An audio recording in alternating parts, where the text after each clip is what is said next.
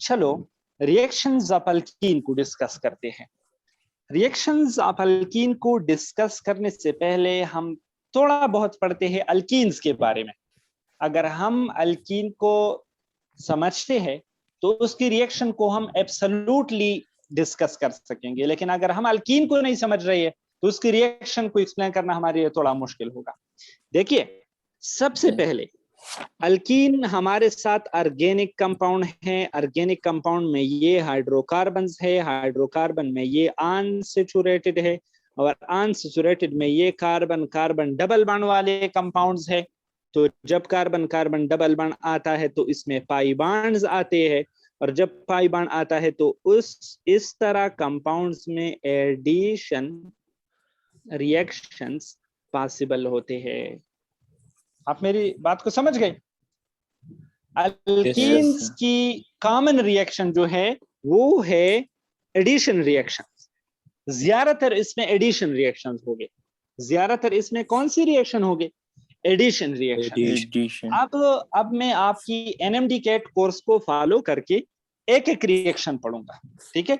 इसमें सबसे पहला जो रिएक्शन है बहुत इजी है, वो है हाइड्रोजिनेशन, ठीक है?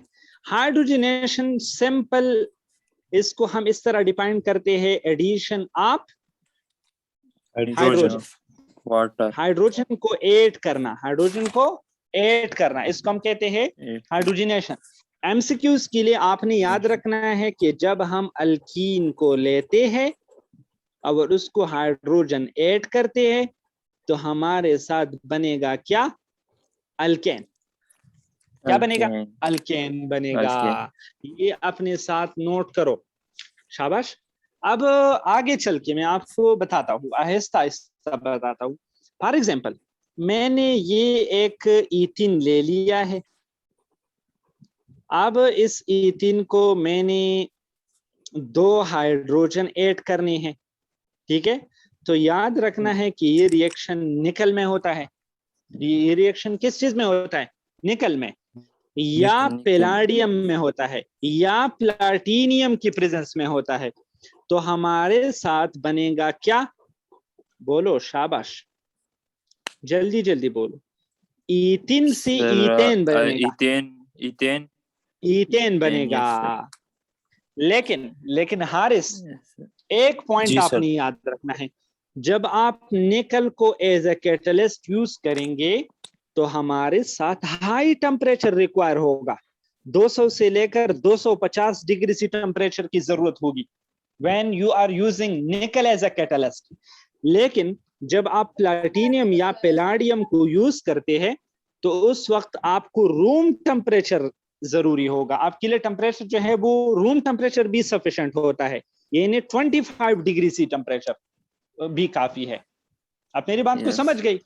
This is the point to be remember. Yes, sir. In the presence of nickel, there will be requirements of high temperature.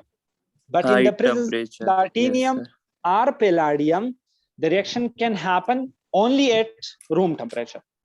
Room temperature पर भी reaction possible है। आप मेरी बात को समझ गई? जी सर।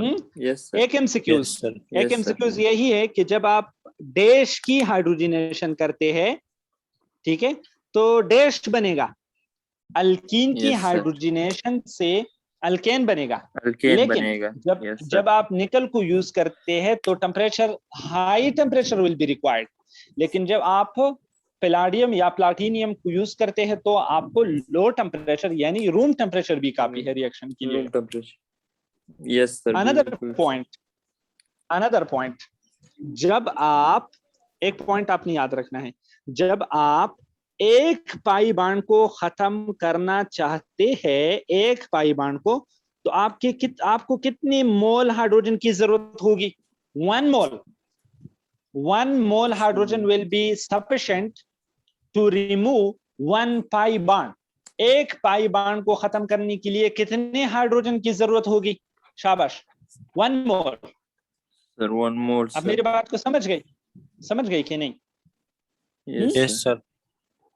अच्छा, अब देखिए, ये हमारे साथ एक जनरल अल्कीन है इस अल्कीन का रिएक्शन हम करते हैं हाइड्रोजन के साथ।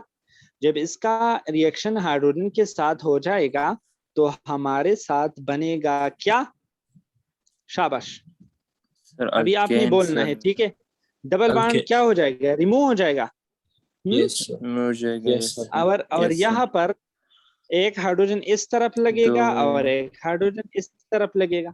Any question? जी सर। इजी है, ठीक है।